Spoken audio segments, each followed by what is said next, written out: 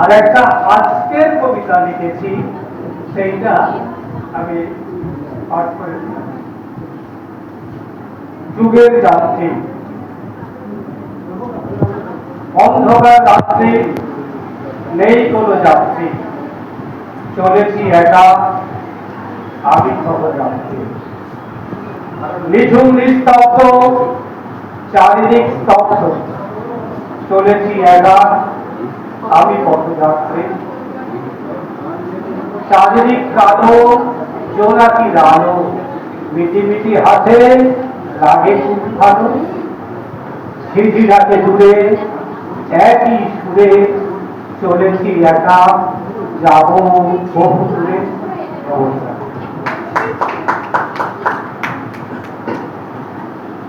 শিক্ষক বাবুকে ধন্যবাদ।